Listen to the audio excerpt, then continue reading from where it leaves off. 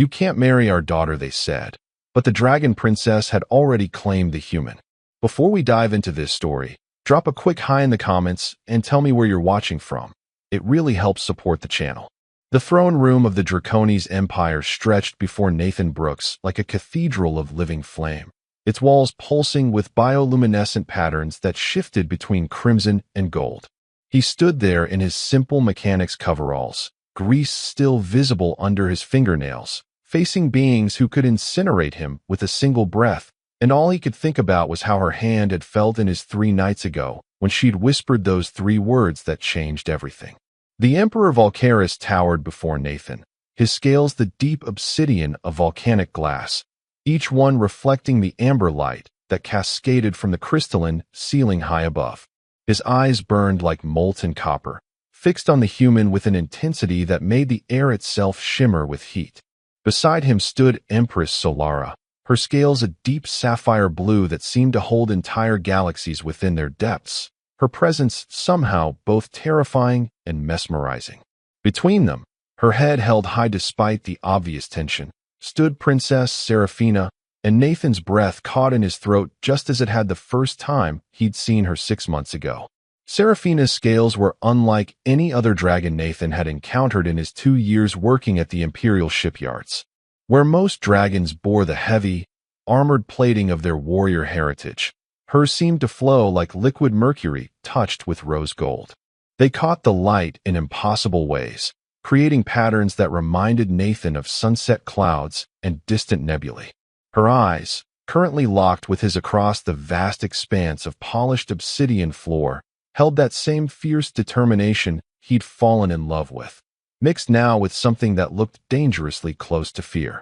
Emperor Valkaris spoke, and his voice was like grinding tectonic plates, each word carrying the weight of millennia of unbroken tradition.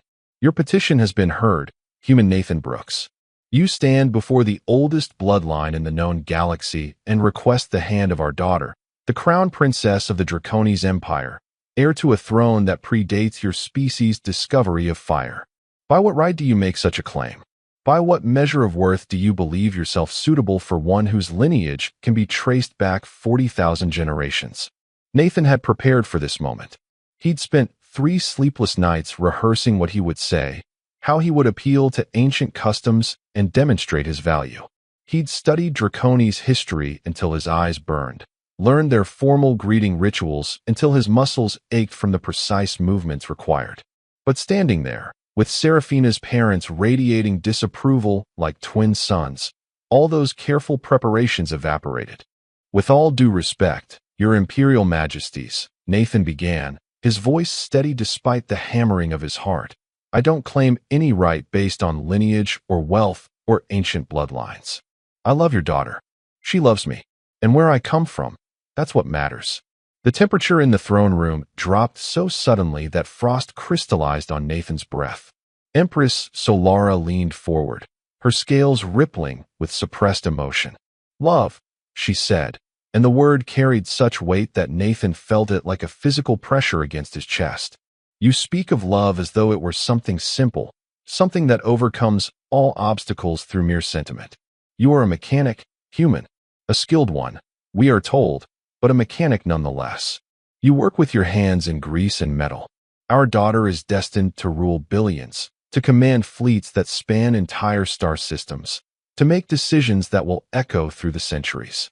"I know what she's destined for," Nathan replied quietly. "I've watched her study until dawn, seen her mediate disputes between colony worlds with wisdom that puts career diplomats to shame, witnessed her make the hard calls that save lives at personal cost. I know exactly who she is, Your Majesty. That's precisely why I love her." Seraphina made a small sound, barely audible, but Nathan heard it. He knew every sound she made, from her laugh that reminded him of wind chimes to the soft rumble she made when she was deep in thought. Emperor Valkaris rose from his throne, and the movement was like watching a mountain decide to relocate. He descended the steps with deliberate slowness, each footfall making the floor vibrate. When he reached Nathan, he towered over the human by at least 4 meters, his presence overwhelming. Steam rose from his nostrils as he examined Nathan with those burning eyes. "You are aware," the Emperor said, his voice dropping to something that was almost conversational, but somehow even more intimidating, that no human has ever been bound in permanent union to a member of the imperial family. You understand that such a precedent would send shockwaves through every level of our society. The other noble houses already question our decision to allow humans such unprecedented access to our worlds, our technology, our culture. This union you propose would be seen by many as the ultimate degradation of our ancient ways. Nathan held the Emperor's gaze, though every instinct screamed at him to look away. Then maybe it's time your ancient ways evolved, Your Majesty. With respect, the universe has changed since those traditions were established. Humans and Draconis work together now. We've built entire colonies in partnership, fought side by side against the Void Raiders, shared our different strengths to create something neither species could achieve alone. How long are you going to pretend that keeping the bloodlines pure matters more than what two people mean to each other? The silence that followed was absolute. Even the ambient hum of the palace's systems seemed to hold its breath. Seraphina closed her eyes. Whether in pride or horror, Nathan couldn't tell. The Emperor's scales began to glow, heat radiating from him in waves that made the air ripple and dance. You dare, Emperor Valkaris growled, to lecture me on the evolution of tradition? You, who have walked this galaxy for barely a cosmic heartbeat, presume to tell me what matters? I presume nothing, Nathan said, and now his own anger was rising, burning away the fear. I'm not asking you to change your whole society.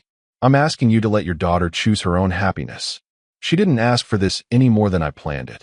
But it happened, and it's real, and it's worth fighting for. Father, Seraphina's voice cut through the tension like a blade of crystal. Please, let me speak. The Emperor turned, his expression unreadable. You have remained silent throughout this proceeding, daughter. We wondered when you would find your voice.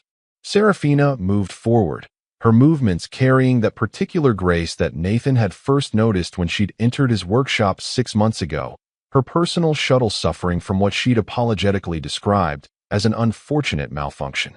She'd watched him work for 3 hours, asking questions that revealed a deep understanding of propulsion systems, and when he'd finally gotten the drive core purring again, she'd smiled at him in a way that made his carefully maintained professional distance evaporate like morning dew. I remained silent, Seraphina said, because I wanted you to hear Nathan without my influence coloring your perception. I wanted you to see what I see when I look at him. Not a human mechanic from a young species, but a person of integrity, intelligence, and courage. A person who sees me, truly sees me, not as a princess or a political asset or a symbol of ancient glory, but as Seraphina. She moved to stand beside Nathan, and though she didn't touch him, he felt the warmth of her presence like a physical force. When I asked Nathan to petition for formal courtship rights, I knew what I was asking of him. I knew he would face this, face you, face the scrutiny of the entire noble court. I knew the other houses would see it as scandal, that the conservative factions would call it degeneracy, that some would even claim I was somehow compromised or enchanted. I asked him anyway, because I love him, and because I believe that what we have is worth any price. Empress Solara spoke, her voice softer now, but no less intense. Seraphina, my daughter, my precious flame, you are young. A mere 230 cycles. You have not yet seen how the universe can change, how passion can fade when faced with the grinding reality of centuries. This human, this Nathan, he will age and die while you are still in what we consider young adulthood. Have you truly considered what that means? Nathan felt his stomach twist. This was the argument he'd dreaded most, the one truth he couldn't argue against. He was 28 standard years old. In the best case, with modern medicine, he might live to see 120, maybe 140 if he was exceptionally lucky. Seraphina would live for thousands of years. Their time together would be, for her, barely a heartbeat. I have considered it, Mother, Seraphina said quietly.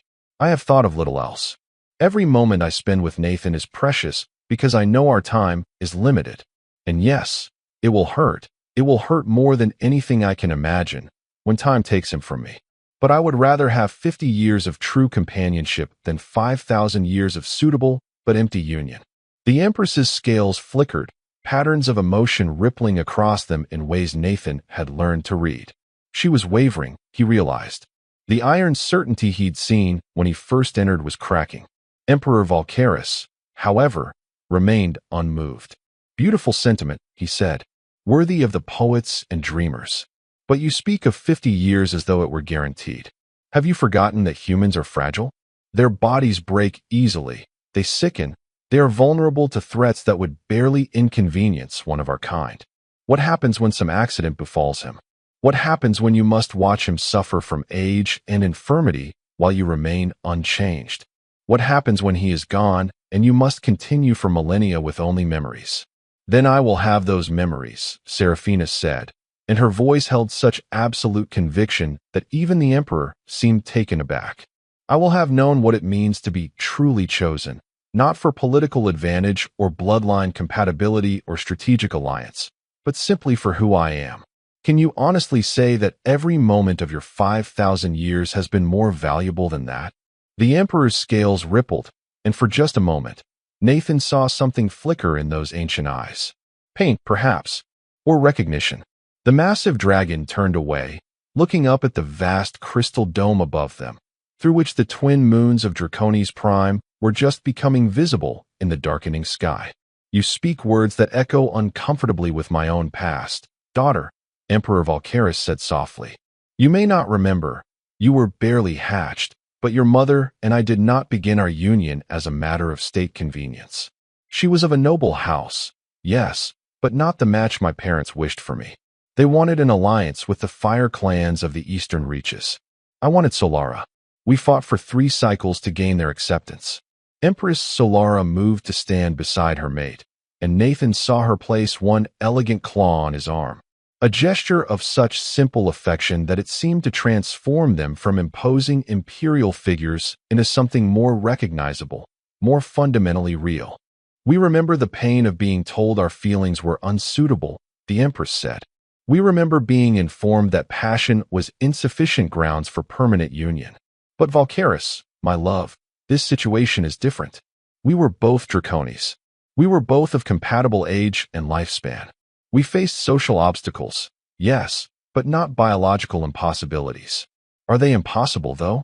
Nathan spoke up, and 3 pairs of eyes turned to him. He pressed forward, the idea crystallizing even as he spoke. You're right that humans are fragile compared to Draconis. Our lifespans are short, our bodies vulnerable. But that's been changing. In the past 50 years, human medical science has made advances that would have seemed like magic to our grandparents. We're learning genetic modification, cellular regeneration, consciousness preservation. Not to achieve immortality, maybe, but to extend our healthy years, to make what time we have richer and fuller. You speak of theoretical advances, the Emperor said dismissively. I speak of active research being conducted right now, Nathan countered. There's a team on Kepler Station working on cross-species medical applications. They've already successfully extended human lifespans by 30% using techniques adapted from Draconis regenerative biology. It's not perfect yet, and it won't make me live as long as Seraphina, but it might give us a century together instead of 50 years. And the research continues. Who knows what will be possible in 10 years or 20?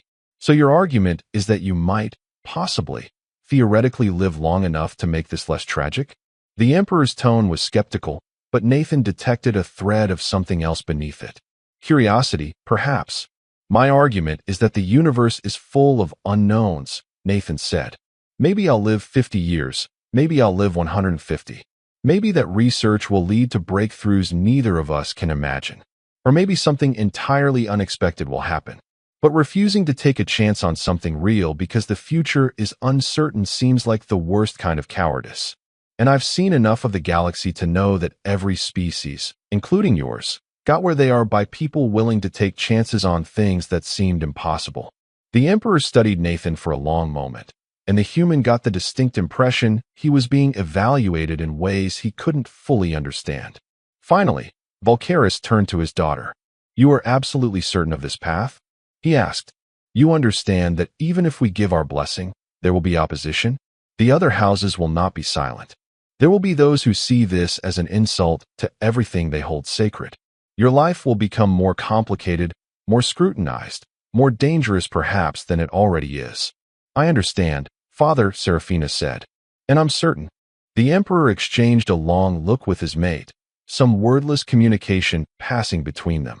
Then he sighed, a sound like a volcano releasing pressure, and Nathan realized with shock that the ancient dragon suddenly looked tired. Very well, Emperor Valkaris said. We will not stand in your way.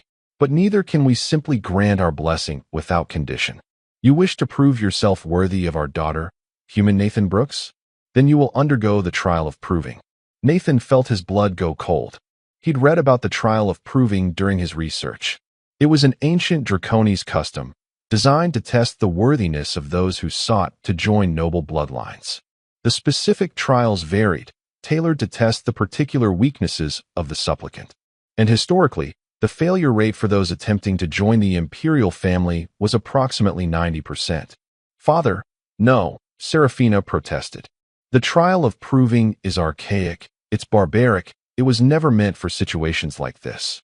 On the contrary, the Emperor said, his voice regaining its formal weight. The trial exists precisely for situations like this, where an unconventional match requires demonstration of exceptional qualities. If Nathan truly possesses the strength of character you claim, if his spirit is as resilient as his words suggest, then he will succeed. And if he fails, well, that will answer the question of his suitability more definitively than any argument. Nathan looked at Seraphina, saw the fear and anger warring in her expression. But beneath it, he also saw trust. She believed he could do this. More importantly, she believed in him, in who he was. And that made the choice simple. I accept, Nathan said firmly. Whatever the trial requires, I'll face it. You don't even know what it will entail, the Empress said, and there was something like concern in her voice now. Doesn't matter, Nathan replied. I came here to prove I'm worthy of your daughter's love. If facing a trial is what it takes, then that's what I'll do. The Emperor's expression was unreadable, but Nathan thought he detected the faintest hint of approval in those burning eyes. So be it. The trial of proving will commence in 3 days' time. You will be given access to our historical archives to prepare, though I suspect much of what you face will require qualities that cannot be learned from books. We will reconvene here at dawn on the 3rd day. He raised one massive claw, and the air shimmered as a holographic display materialized before them. But understand this, human. The trial is not simply a formality. It is a genuine test, and it may require you to risk the very life you hope to share with our daughter. If you have doubts, now is the moment to voice them.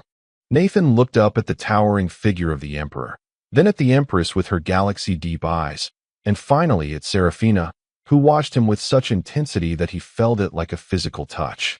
No doubts, he said quietly. Not about this. The Emperor nodded slowly. Then you are dismissed. Use these 3 days wisely. As Nathan turned to leave, Seraphina moved to follow him, but her father's voice stopped her. You will remain, daughter. There are matters we must discuss regarding the trial and what comes after, regardless of outcome. Nathan caught Seraphina's eye one last time before the massive doors of the throne room began to close. She mouthed 3 words that he'd heard her say only a handful of times, each one precious beyond measure. I love you. He mouthed them back, committing the image of her to memory as though he might never see her again.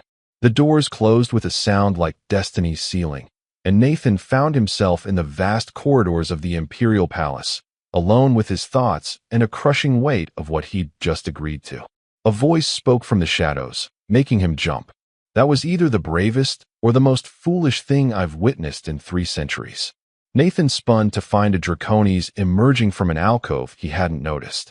This dragon was smaller than the Emperor, but still impressive, his scales a deep emerald green that seemed to absorb light rather than reflect it. He wore the insignia of the Imperial Guard on a baldric across his chest. Captain Theron, Nathan said, recognizing the dragon who served as head of palace security. He and Nathan had developed a cordial relationship during his months of visiting Seraphina. I'm going with brave, if you don't mind. Theron's expression, insofar as Nathan had learned to read Draconis' expressions, seemed amused. I was present for the entire audience, though you likely didn't notice me. It's my job to be unnoticed. I must say, you handled the Emperor better than most nobles would have.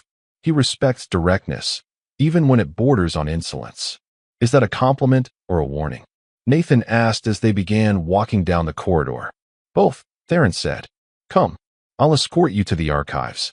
The Emperor granted you access, and I suspect you'll want to begin preparing immediately. As they walked, Nathan's mind was already racing ahead to what the trial might entail. What can you tell me about it? About what I should expect? Theron was silent for a moment, his claws clicking on the polished stone floor. The trial of proving is tailored to the individual, he finally said. It will test your weaknesses, yes, but also challenge your strengths. It's designed to reveal who you truly are under pressure. The details vary, but I can tell you this. It will almost certainly involve 3 components. A test of physical capability, to see if your body can endure what life among us demands. A test of mental acuity, to see if your mind can navigate our complexities. And a test of character, to see if your spirit is truly compatible with our princess. That's remarkably unhelpful, Nathan said, but without rancor. It's intentionally so, Theron replied. The trial loses its value if you know exactly what to expect. But I will offer you this advice. Don't try to be draconis. You'll fail. The point isn't to prove you can match us in our strengths, but to demonstrate that your different strengths have value. They reached a massive door carved with intricate scenes of draconis' history, battles and treaties, and great moments of cultural achievement rendered in such detail that Nathan could have studied it for hours. Theron placed his claw on a bioscanner, and the doors swung open to reveal a chamber that made Nathan's breath catch. The Imperial Archives stretched before him like something from a dream. Crystalline data storage units rose in spiraling towers that disappeared into shadow far above. Holographic displays floated through the air like luminescent jellyfish, each one containing centuries of accumulated knowledge. The air itself seemed to hum with information, with the weight of 40,000 generations of recorded history. You have 3 days, Theron said. The terminals will respond to your voice commands, and you have unrestricted access to historical records of previous trials. I suggest you focus on those involving non-Draconis supplicants, though there are few of those.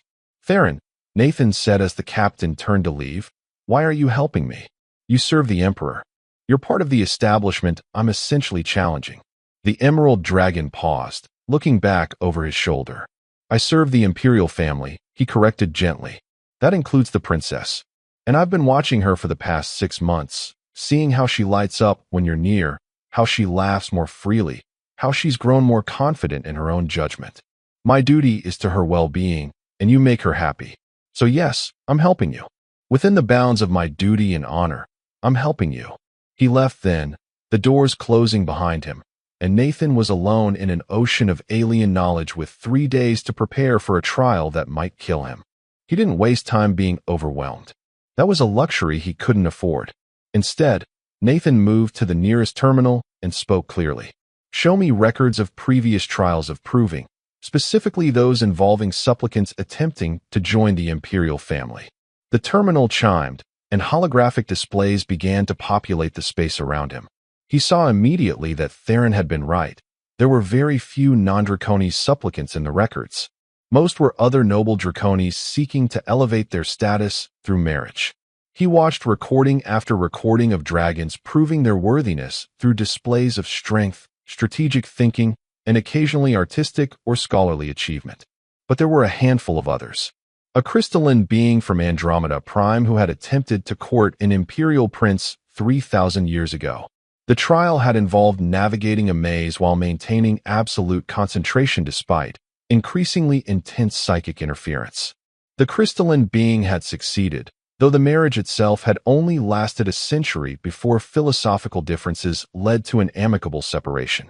A methane-breathing entity from the Cold Belt colonies, attempting to join the family 1,500 years ago.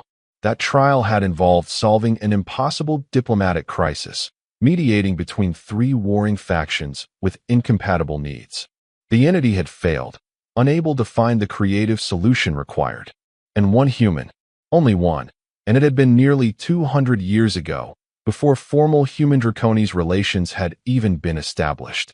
A human explorer named Victoria Lane who had, according to the records, saved the life of a young imperial cousin during a scientific expedition to a hostile world. The cousin had fallen in love, and Victoria had agreed to face the trial. Nathan's heart pounded as he called up the details. Victoria's trial had been brutal. She'd been required to survive alone on a hostile moon for 30 days with minimal equipment, demonstrating both physical resilience and mental fortitude. Then she'd faced a complex strategic simulation, commanding a fleet against overwhelming odds.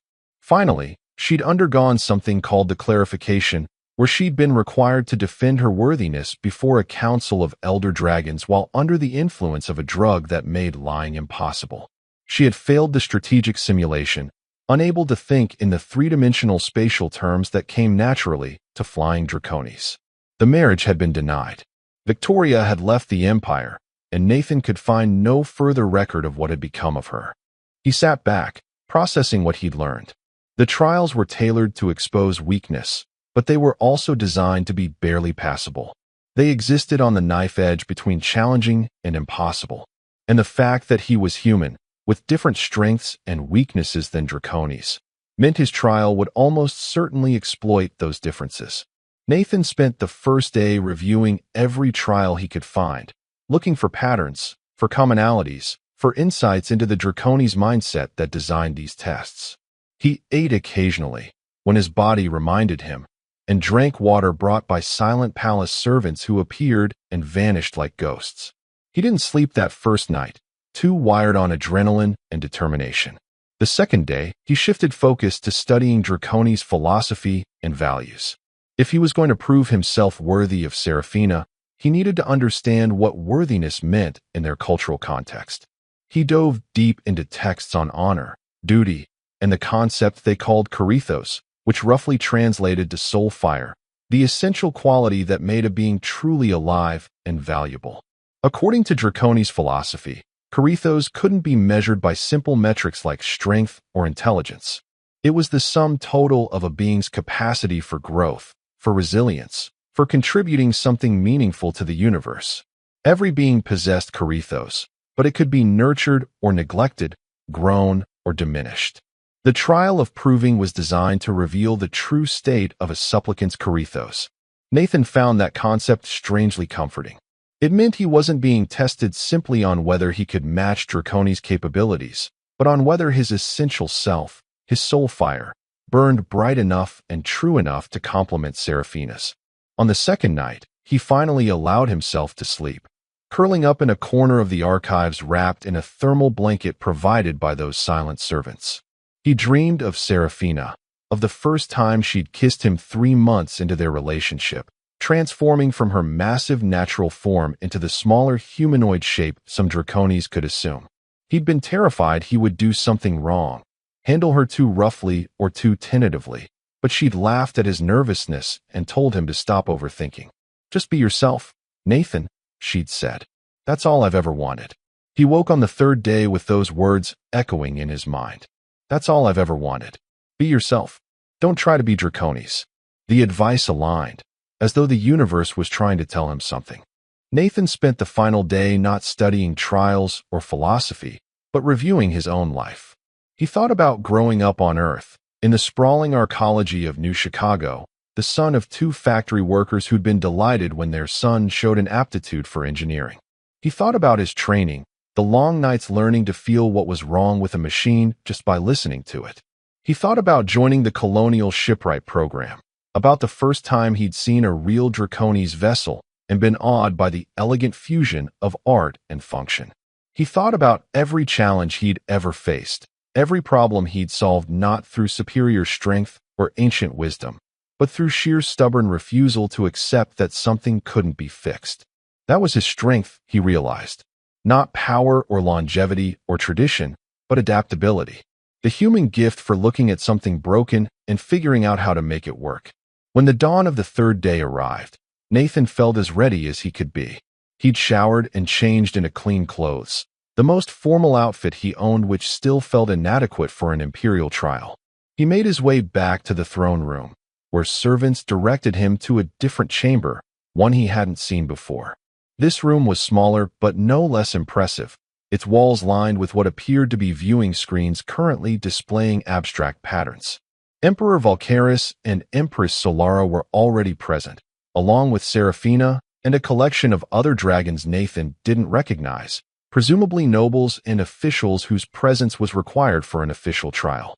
Seraphina's eyes met his across the chamber, and Nathan saw such a mixture of emotions there that it made his chest ache. Fear for him, pride in him, love that needed no words. He gave her the smallest nod, a promise that he would do everything in his power to succeed. Human Nathan Brooks, Emperor Valkaris, intoned formally, you stand ready to face the trial of proving. You seek the right to formally court Princess Seraphina, heir to the throne of the Draconis Empire, and have accepted that you must demonstrate your worthiness through ordeal. Do you continue to consent freely to this trial? I do, Nathan said, his voice steady. Then let it be known that the trial shall consist of 3 challenges, as is traditional. The Emperor gestured, and the abstract patterns on the walls resolved into clear images. You will face the challenge of endurance, to test your physical capacity. You will face the challenge of wisdom, to test your mental acuity.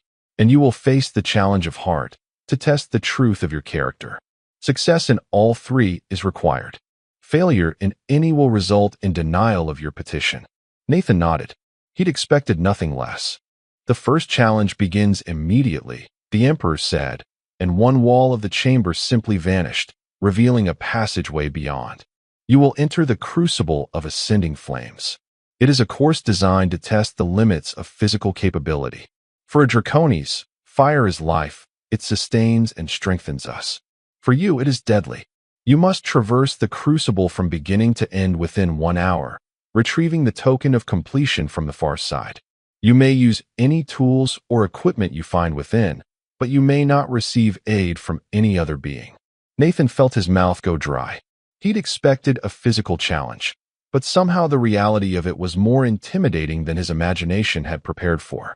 The chamber you will enter, the Empress added, her voice gentler than her mate's, contains temperatures that would be merely warm for our kind, but will be at the edge of human tolerance. The path is not simple. You will be required to climb, to balance, to navigate obstacles while your body struggles with heat exhaustion. We have installed safety measures that will extract you if your vital signs reach critical levels, but such extraction will constitute failure. Nathan looked at Seraphina one more time. She looked terrified, and he realized this might be even harder for her than for him. She had to watch, helpless, while he faced danger. I'm ready, Nathan said. Then begin, the Emperor commanded. Nathan walked through the opening, and immediately the heat slammed into him like a physical force. The air shimmered and danced, making everything seem unreal. The passageway opened into a vast chamber, and Nathan's heart sank as he saw what lay before him. The crucible was a nightmare of an obstacle course. Narrow beams suspended over pits that glowed with actual lava. Climbing walls that radiated heat so intense Nathan could feel it from 20 meters away. Swinging platforms, rope bridges, sections that required crawling through spaces barely large enough to accommodate a human body. And everywhere, the fire and heat that was sustenance to Draconis but potential death to him. A timer appeared in holographic display at the entrance. 60 minutes. Nathan took a breath, the air searing his lungs, and started moving. The first section was a balance beam, narrow and slick with some coating that made it nearly frictionless. Below, molten rock bubbled and popped. Nathan's instinct screamed at him to go slowly, carefully, but he knew he couldn't afford that luxury. Time was as much an enemy as the heat. He ran across the beam, arms outstretched, letting his body's natural balance compensate for the unstable surface. He made it across with only a heart-stopping moment in the middle where one foot slipped, and he had to throw himself forward in a controlled fall, landing hard on the platform on the far side. Pain shot through his knee, but he couldn't afford to acknowledge it. Already, sweat was pouring down his face, his coveralls growing damp and clingy. The next obstacle was a climbing wall with handholds that glowed red-hot. Nathan spotted a rack of tools mounted to one side and ran to it, finding heat-resistant gloves and boots. He yanked them on, blessing whoever had placed them there, and attacked the wall. Climbing while overheating was an exercise in controlled desperation. Every movement felt like it cost twice the energy it should. His muscles screamed protest. His lungs burned with each breath of superheated air. But Nathan had spent years working in uncomfortable conditions, in ship's engine rooms where the temperature could top 40 degrees, in the thin atmospheres of barely terraformed worlds. He knew how to push through discomfort. The gloves helped, but weren't perfect. He could still feel the heat through them. Not enough to burn, but enough to make every handhold an exercise in willpower. He climbed methodically, testing each hold before committing his weight, keeping 3 points of contact at all times. Engineering principles applied just as well to rock climbing as to starship repair. He reached the top of the wall and found himself facing a rope bridge that swayed and bounced with every step. The ropes themselves seemed to be made of some heat-resistant material, but they'd been positioned to pass through columns of flame that shot up from below at irregular intervals. Nathan watched the pattern of the flames for 30 seconds, timing them. There was a rhythm, complex but discernible. He waited for the gap, then moved, running across the bridge with desperate speed, feeling the heat of the flames as they erupted mere seconds after he passed each point. He made it to the far side with his arm hairs singed and his heart hammering. The timer showed 35 minutes elapsed. He was halfway through his time, but he had no idea if he was halfway through the course. The next section made him pause despite his urgency. It was a tunnel, barely large enough to crawl through, and it sloped downward toward what appeared to be a chamber of pure flame. There has to be a way through, Nathan thought. They wouldn't design a trial that's impossible, would they? He got down on his belly and started crawling, the heat now so intense that he could feel his skin starting to redden even through his clothes. The tunnel seemed to go on forever, and the smoke was starting to make him cough. Carbon monoxide poisoning, Nathan thought distantly. That'll get me before the heat does. Then he saw it. A side passage, barely visible in the flickering light, branching off from the main tunnel. Nathan squeezed into it, contorting his body in ways that would have been impossible if he'd been any larger. The side passage rose instead of descended, and after what felt like hours but was probably only minutes, he emerged into another chamber. This one was different. Cooler, though still hot by human standards. And there, on a pedestal in the center, was a crystalline token that pulsed with inner light. The token of completion. Nathan ran to it, grabbed it, and looked around for the exit. There, another passageway, this one mercifully straight and clear. He ran, his body moving on autopilot now, everything screaming for rest, but his will refusing to allow it. He burst out of the crucible into the observation chamber, the token clutched in his hand, and immediately collapsed to his knees. Cool air that felt like diving into a mountain stream, washed over him. Someone was spraying him with water, someone else was pressing something cold against his neck. Voices spoke in urgent dracones above him. He'd made it.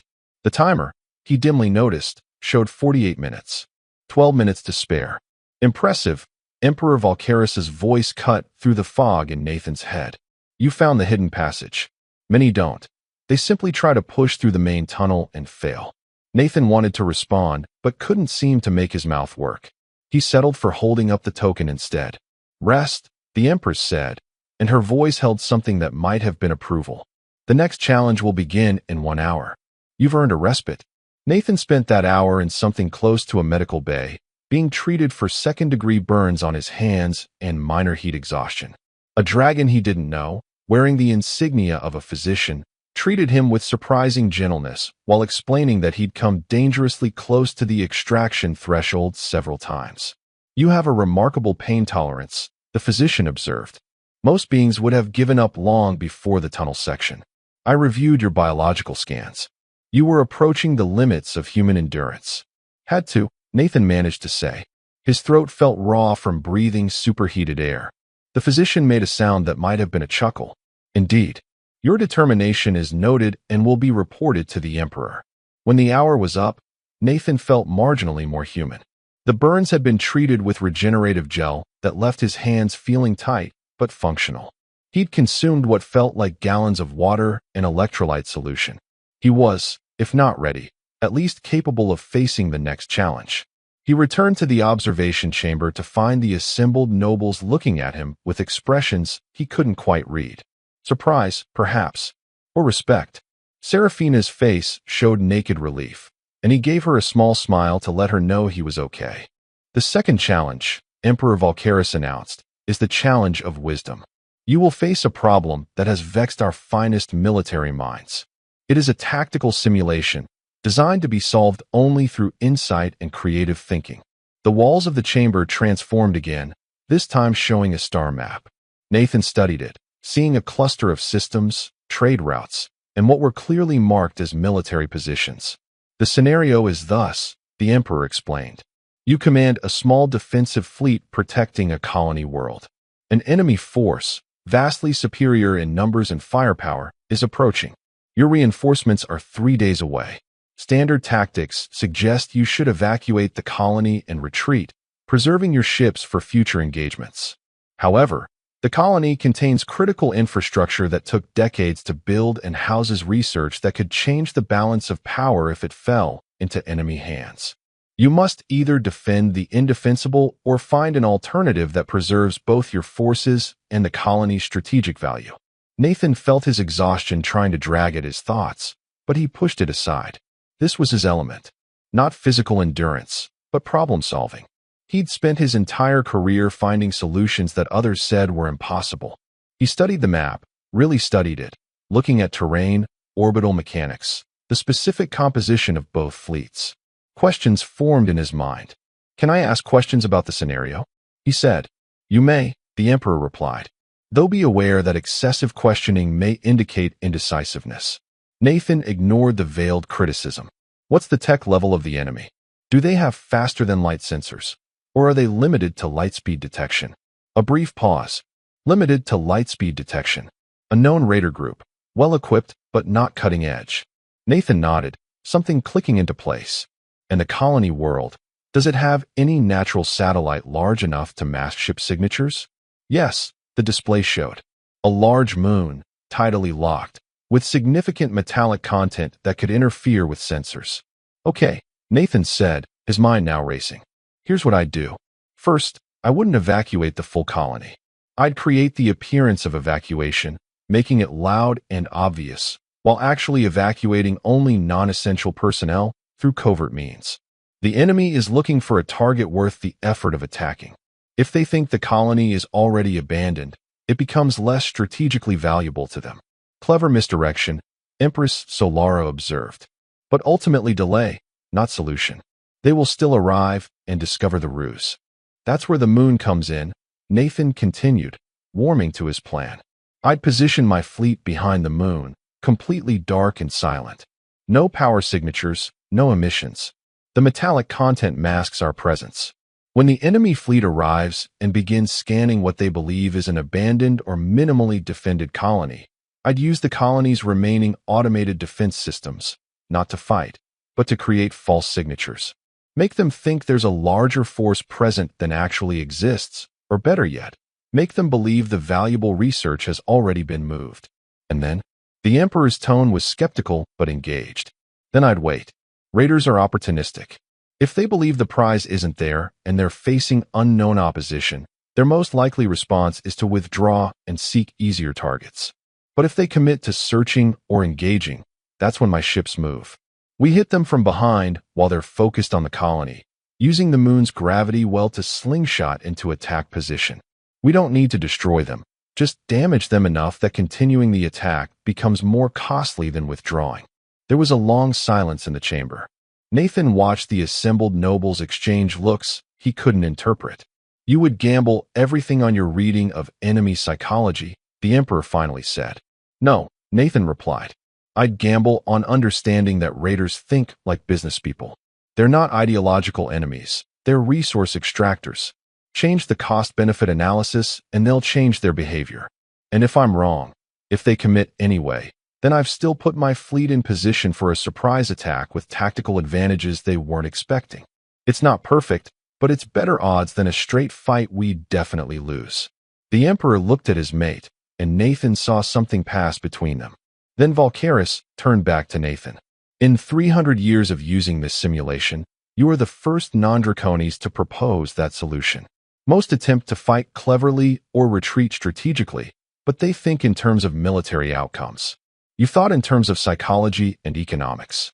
It is, the Emperor paused, and Nathan could have sworn he saw approval in those ancient eyes, Precisely the kind of innovative thinking that has made humanity such formidable allies and such concerning potential enemies. Does that mean I passed? Nathan asked. It means you demonstrated wisdom, the Empress said. Whether you have passed the trial in its entirety remains to be seen. There is still the third challenge. Nathan's moment of triumph faded. The challenge of heart. The test of character. In some ways, he dreaded this more than the physical or mental challenges. Those he could prepare for, could tackle with tangible skills. But how did you prove the contents of your soul? You will be given 1 hour to rest, the Emperor said. Then the final challenge will begin. This time, Nathan was taken to an actual chamber, a room with a simple bed where he could lie down. He didn't think he'd sleep, his mind was too active, but exhaustion claimed him almost immediately. He dreamed again of Seraphina, but this time the dream was strange and unsettling. She was calling to him across a vast distance, but every step he took toward her seemed to make her farther away. He woke disoriented and found Captain Theron standing in the doorway. It's time, the Emerald Dragon said quietly. Nathan followed him back to the observation chamber, which had transformed once more. This time it was simpler, more intimate. The assembled nobles were gone. Only the Emperor, the Empress, and Seraphina remained. The final challenge, Emperor Volcaris said, and his voice was softer now, almost gentle, is the simplest and the most difficult. The challenge of heart requires absolute honesty. You will be given a choice, and your answer will reveal the truth of who you are. He gestured, and a holographic display materialized before Nathan. It showed 2 paths, like something from an ancient mythology tale. On your left, the Emperor said, we offer you what you have asked for. Permission to formally court our daughter. We will give our blessing, despite our reservations. You may pursue a relationship with Seraphina without impediment from us. But know this, you will face opposition from the other noble houses. There will be those who see you as an interloper, who will work to undermine you at every turn. Your presence in Seraphina's life will complicate her path to the throne, will make her reign more difficult when it eventually comes. You will be a source of controversy and conflict for as long as you live. The display on the left showed scenes of Nathan and Seraphina together, but shadowed by arguing nobles, political maneuvering, public controversy. It was a future of love, but also struggle. On your right, Volcaris continued, we offer you an alternative. We have been speaking with the humans of the Kepler Station Research Facility. They have agreed to accept you into their program, the one researching life extension and cross-species medical applications. You would become a test subject, a pioneer. The process is not guaranteed to succeed, and it carries risks, but if it works, you could extend your natural lifespan significantly. Enough, perhaps, to be with Seraphina for centuries rather than decades. The display on the right showed Nathan in a laboratory, surrounded by equipment and scientists, then emerging to reunite with Seraphina years later, both of them unchanged. But there is a cost, the Empress said, taking over the explanation. The research requires years of dedication. You would need to leave immediately to commit yourself fully to the program for a minimum of 5 years, possibly longer. You would not be able to maintain contact with Seraphina during that time. The procedures require isolation, focus, freedom from emotional complications that could skew results. You would be choosing the possibility of a longer future together over the certainty of the present. Nathan felt his world tilt. This wasn't a test of character. This was an impossible choice. Love now, with all its complications, or sacrifice the present for a possible better future. This is the challenge of heart, the Emperor said. Do you choose your happiness in the moment, knowing it will be brief and difficult? Or do you choose the harder path, the sacrifice of present joy for potential long-term benefit? There is no wrong answer, Nathan Brooks. Only the answer that reveals your true priorities. Nathan looked at Seraphina and saw that she was crying. Silent tears rolled down her face, shimmering with an inner light that he'd learned meant deep emotion for Draconis. She wasn't allowed to speak, he realized. This decision had to be his alone. He thought about everything he'd been through in the past 3 days. The research, the pain, the problem-solving. He thought about what he'd learned about Draconis' culture, about Corithos, about the soul fire that defined a being's worth. And he knew his answer. This isn't actually a choice about Seraphina at all, Nathan said quietly. It's about me. You're asking whether I'm the kind of person who sacrifices the present for an uncertain future, or the kind who grabs happiness while it's available. You're asking what I value most. The Emperor's expression was unreadable. And what do you value most? I value honesty, Nathan said. And the honest truth is that 5 years of research might give me a longer life, but it won't make the time I have more meaningful. You told me this challenge would reveal my character. Well, my character is that I don't postpone living. I don't put off the important things for the convenient time. I've watched too many people do that. Wait for the right moment that never comes. Sacrifice the real for the theoretical. He turned to face the Emperor and Empress directly. I choose the left path. I choose to be with your daughter now, to face whatever controversies and difficulties that brings, because that's the only way to actually live. Not carefully, not calculated to maximize some theoretical outcome, but fully and presently and real. Yes, I'll have fewer years with her than I would if I'd been born Draconis. Yes, our relationship will make her life more complicated. But those years will be lived, not deferred, and those complications will be faced together, not avoided out of fear. The chamber was silent for a long moment. Then Seraphina made a sound, something between a laugh and a sob, and Nathan realized she was smiling through her tears. Emperor Valkaris and Empress Solara looked at each other, and Nathan saw something extraordinary. The ancient dragons were also crying, tears that glowed like molten metal tracking down their scaled faces. There is no Kepler station program, the Emperor said softly. Not as we described it. The research is real, but we invented the specific offer. It was a fabrication, a test of your priorities. Nathan felt something twist in his chest. You mean I could have chosen years of isolation for nothing? For a program that doesn't even exist? You could have chosen an illusion of safety over the reality of love, the Empress corrected. You could have decided that avoiding present difficulty was worth sacrificing present joy. Many do. They tell themselves they're being practical, but they're really being afraid. She moved forward, and for the first time since Nathan had met her, she transformed, shifting from her massive natural form to a more humanoid shape similar to what Seraphina could assume. She reached out and placed a scaled hand on his shoulder. My daughter chose well, she said. You are not Draconis, Nathan Brooks. You will never have our strength or our longevity or our ancient traditions. But you have something that many of us have forgotten in our thousands of years, the courage to embrace the fleeting moment. The wisdom to know that a short life lived fully burns brighter than a long life lived cautiously.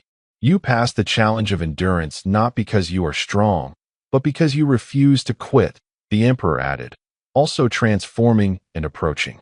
You passed the challenge of wisdom not because you think like us, but because you think differently and see solutions we miss. And you passed the challenge of heart not because you made the objectively correct choice. There was no objectively correct choice, but because you made the honest one. Then, Nathan said, his voice barely working, I have your blessing? You have more than that, Valkaris said, and now Nathan could see that beneath the ancient dignity, beneath the imperial gravitas, there was a father who loved his daughter. You have our respect. You have our acknowledgement that perhaps, just perhaps, these ancient traditions needed to encounter someone who didn't see them as insurmountable. The Emperor placed his hand on Nathan's other shoulder, and Nathan stood there, supported by two of the most powerful beings in the known galaxy, feeling more humbled than he'd felt in his entire life. Seraphina was suddenly there, having crossed the distance between them in a blur of motion. She wrapped her arms around Nathan, and he held her as tightly as he dared, feeling her shake with emotion. I'm sorry, she whispered against his ear. I'm so sorry they put you through that. I didn't know about the false choice. I would have stopped them. Hey, Nathan said, pulling back just enough to look into her eyes. I'd face 100 trials if this is where they lead. The Empress cleared her throat gently. There is still the matter of the formal announcement. The other houses will need to be informed. There will be controversy, as we warned. Let there be controversy, Seraphina said, her voice steady now. Let them argue and debate and complain. Nathan proved himself by every measure that matters. If they can't see his worth, that's their failure, not his. Well spoken, daughter, Valkaris said.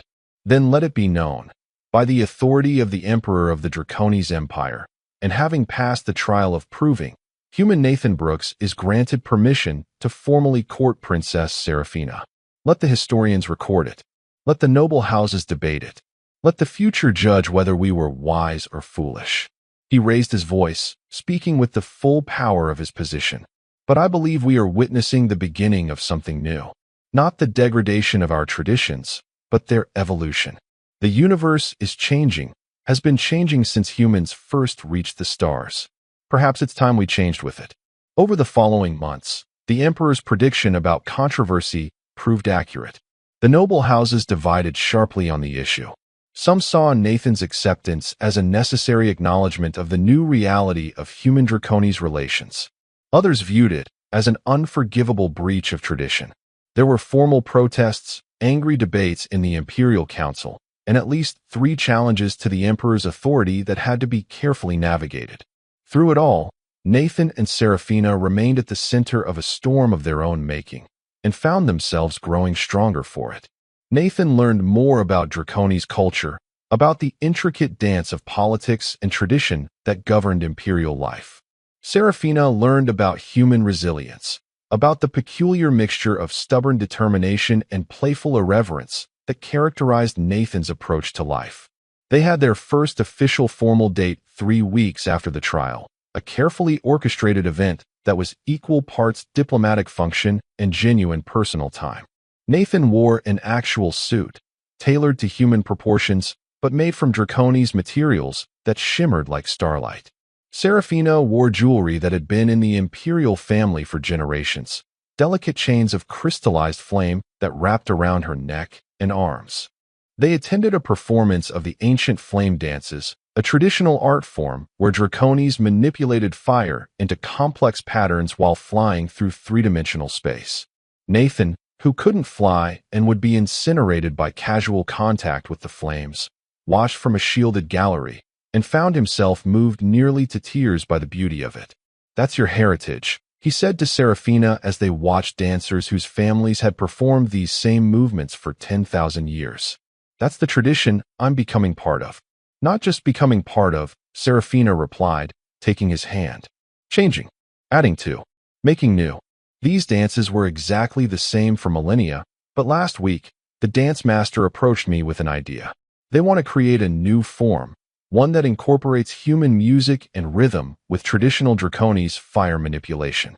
They're calling it the fusion dance. "Because of us?" Nathan asked. "Because of us," she confirmed. "We're not destroying tradition, Nathan. We're showing that tradition can grow." Not everyone saw it that way. There were protests when they appeared together in public. Groups of conservative Draconis who held signs written in angular script Nathan was learning to read. "Keep the bloodlines pure. Humans go home. The Empire is not for sale." Nathan tried not to let it bother him, but some days were harder than others. After one particularly vocal demonstration outside the palace, he found himself sitting alone in the workshop that had been provided for him, staring at a piece of machinery without really seeing it. Captain Theron found him there. "I thought I might find you here," the Emerald Dragon said. "Bad day. Is it always going to be like this?" Nathan asked. "Am I always going to be the human who corrupted the princess?" Theron settled down on his haunches, a posture that Nathan had learned indicated serious conversation. "I've served the imperial family for 3 centuries, the captain said. "I've watched the Empire navigate crises of succession, wars that threatened our existence, plagues that killed billions.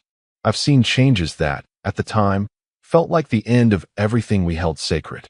And Nathan prompted. "And the Empire survived," Theron said.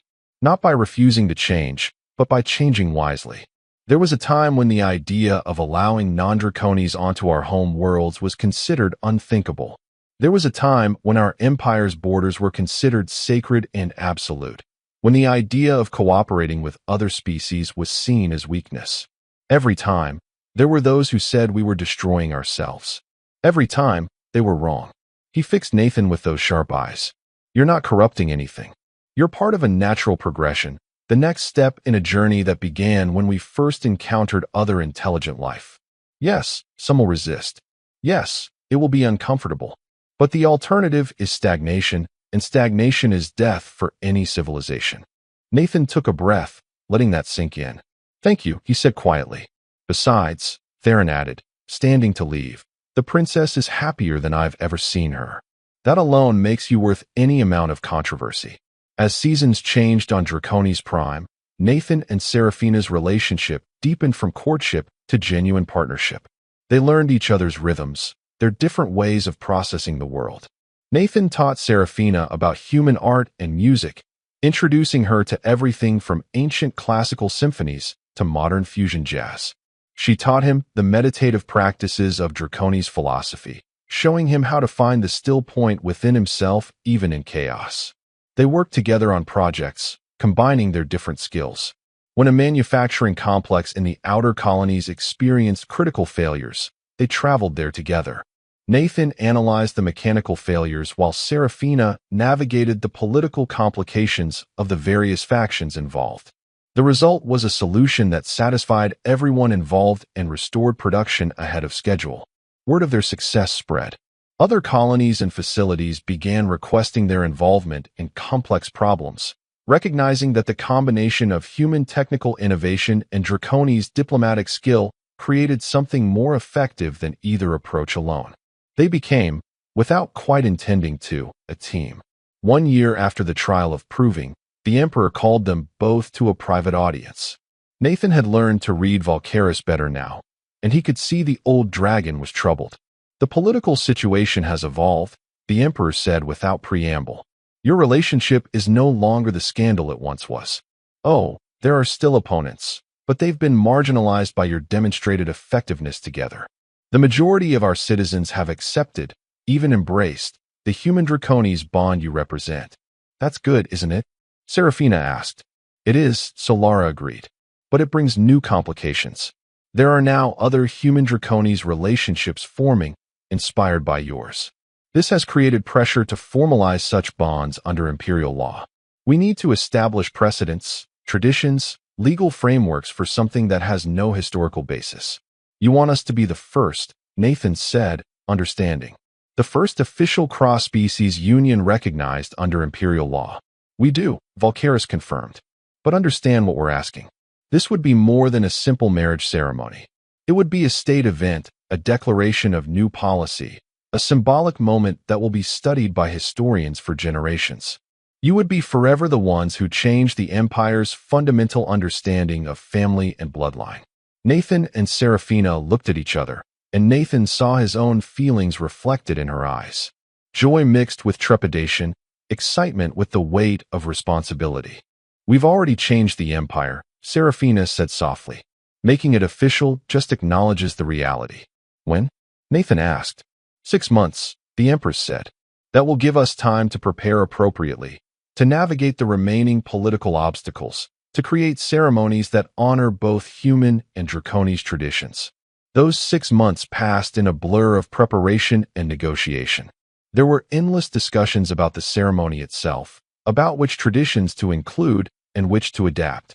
Nathan learned about the Draconis custom of the flame binding, where partners literally linked their fire, their life force, in a bond that was considered unbreakable.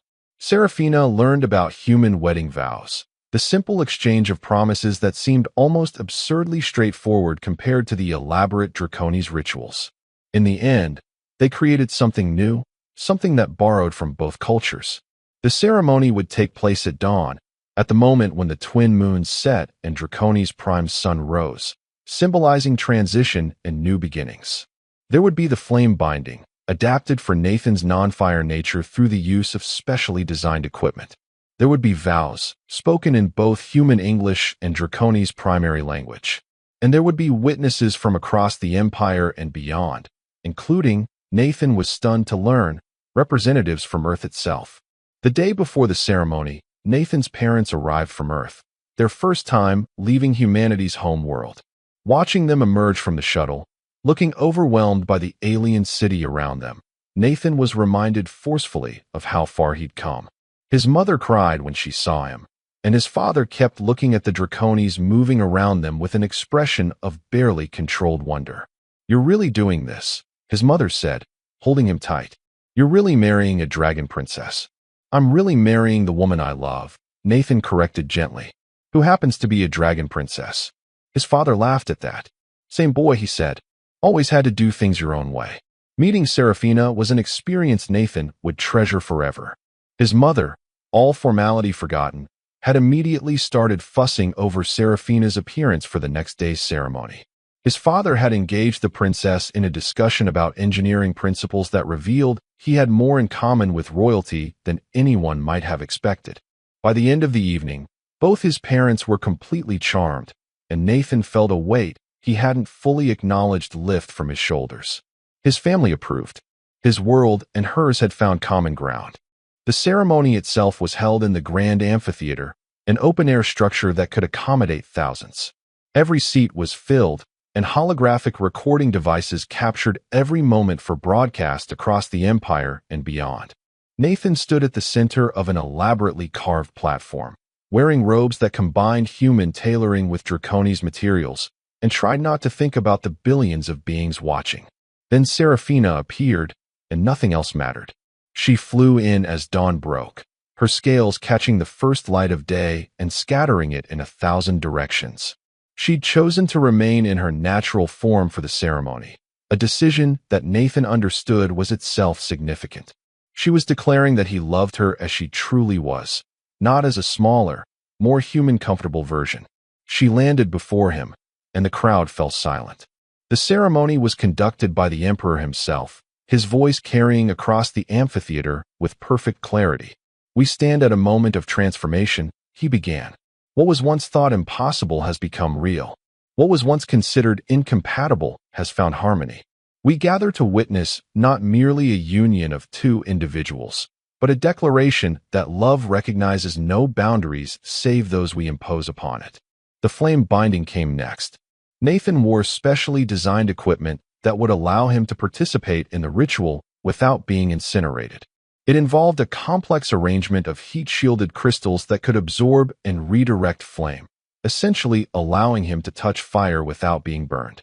Seraphina generated a flame from deep within herself, a manifestation of her life force that glowed with inner light. Nathan, following the instructions he'd rehearsed 100 times, created his own flame through the crystal apparatus. The two flames touched, merged, and for a moment Nathan felt something profound, a sense of connection that went beyond words or physical sensation. He felt her, felt the enormous presence of her consciousness, her determination and kindness and fierce protective love, and knew she felt him in return. Then came the vows. Seraphina spoke first, in Draconis, her words a rolling cascade of sounds that Nathan had learned to understand. She promised to honor him, to see him truly, to share with him all her days and all her fire. Then Nathan spoke, in English, promising to stand beside her through every challenge, to support her in her duties, to love her without reservation for as long as his heart beat. "A human tradition," Seraphina said, switching to English and a smile in her voice, "requires an exchange of rings. We have adapted this." She held out her claw, and on it rested 2 rings. One was sized for Nathan, made from a metal he didn't recognize that seemed to shift color in the light. The other was much larger, sized for her, made from the same material. "These rings are forged from star metal," she explained for the audience, "recovered from a meteorite that struck Draconis Prime 10,000 years ago. They contain trace elements from both our sun and yours, a literal joining of our different origins." Nathan took the smaller ring and slid it onto his finger, feeling its perfect weight. Then he took the larger one and, with Seraphina's help, placed it on one of her claws where it fit as though designed for that exact spot. The emperor raised his voice in declaration. "By the ancient authority of the Draconis Empire, and by the new traditions we forged this day, I declare Nathan Brooks and Princess Seraphina bound in permanent union. Let it be recorded in all the archives. Let it be celebrated across all the worlds. Let it be remembered that today, we grew beyond what we were." The crowd erupted in sound, a mixture of traditional Draconis flame bursts that lit the sky and human-style cheering and applause. Nathan looked up at Seraphina, at his wife, and she looked down at him with such love that he felt his eyes burn with tears. She transformed then, shifting to her smaller form so she could properly embrace him, and they kissed while the crowd roared approval and the sun rose fully over Draconis Prime, bathing everything in golden light. The celebration that followed lasted 3 days, as was Draconi's tradition. There were formal banquets and informal gatherings, presentations from allied species, and artistic performances from across the Empire. Nathan was introduced to so many beings that their names and faces blurred together, but he tried to greet each one with genuine warmth. On the third night, he and Seraphina finally had a moment alone, standing on a balcony overlooking the Imperial City as it glittered below them. "We did it," Seraphina said softly. "We actually did it." "Did you doubt?" Nathan asked. "Every single day," she admitted. "I kept waiting for something to go wrong, for some complication we hadn't foreseen." "There will be complications," Nathan said. "There always are. But we'll face them together." She leaned against him, and they stood in comfortable silence, watching the city lights and the stars beyond. "You know," Seraphina said eventually, "when I first saw you in that workshop, covered in grease and swearing at a malfunctioning drive core, I thought you were the most charmingly absurd creature I'd ever met." "High praise," Nathan said dryly. She laughed. "I mean it. You were so focused, so completely absorbed in solving this problem. You barely noticed me at first, even though I'm a princess and people usually fall over themselves when I enter a room. You were just annoyed that I was standing in your light." "That drive core was being particularly difficult," Nathan defended himself. "I know," she said, "and I love that you cared more about fixing it properly than about impressing me. It made me want to know you, this human who saw a problem and simply refused to accept that it couldn't be solved." "That's basically been my approach to our entire relationship," Nathan pointed out. "I know," Seraphina said, "and it's why we're here. Because you refused to accept that we were impossible." They stayed there until the twin moons rose, talking and planning and dreaming about the future they would build together. A future that neither of their species had imagined possible just years before. A future that would be measured in decades rather than centuries, but would burn bright enough to light the way for others. In the years that followed, Nathan and Seraphina became more than symbols. They became leaders in their own right, using their unique partnership to bridge gaps between species and solve problems that had seemed intractable. They advocated for greater cooperation between human and Draconi's research institutions. They mediated in conflicts between colony worlds. They raised children, hybrid beings that should have been impossible but existed because love found a way. There were still opponents, still those who muttered about diluted bloodlines and lost traditions. But they were increasingly drowned out by the voices of those who had been inspired by what Nathan and Seraphina represented. Cross-species relationships became more common, accepted, celebrated. The Empire evolved, as Theron had predicted it would, adapting to a new reality that included rather than excluded. Nathan did eventually participate in the life extension research, though not through the fabricated program the Emperor had invented for the trial. The real research program, inspired in part by his relationship with Seraphina, made steady progress.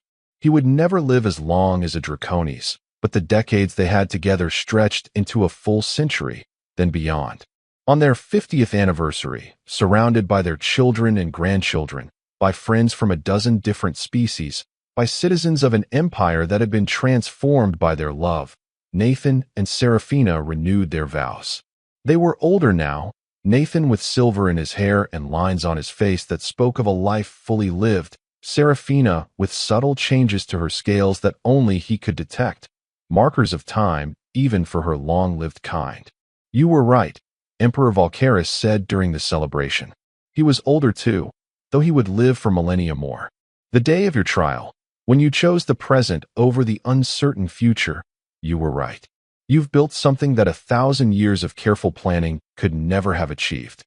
"We just loved each other," Nathan said simply. "Everything else followed from that." "Sometimes," the Emperor replied, "that is enough. Sometimes, that is everything." As the celebration wound down and the guests departed, Nathan and Seraphina found themselves once again on that same balcony where they'd stood on their wedding night, looking out at the city that had become their home. "You know," Nathan said, "I've been thinking about what I'd say if I could go back and talk to myself from before I met you. What advice I'd give." "What would you say?" Seraphina asked. "Nothing," Nathan replied. "I wouldn't warn myself about the trials, or the controversies, or the challenges. I wouldn't tell myself that it would be hard. I'd let myself discover all of it naturally, because knowing the difficulty in advance might have made me hesitate. And hesitating might have meant losing this. He gestured at the city, at the life they'd built, at the family they'd created. Wise, Serafina said, though I might go back and tell myself to be less nervous when I first asked you to dinner. You were nervous? Nathan asked in mock surprise. The crown princess of the Draconis Empire was nervous about asking out a mechanic? Terrified, she admitted. I thought you might say no. Never in a million years, Nathan said. From the moment you walked into my workshop, I was lost. They stood together as the night deepened and the stars came out, one by one, filling the sky with light.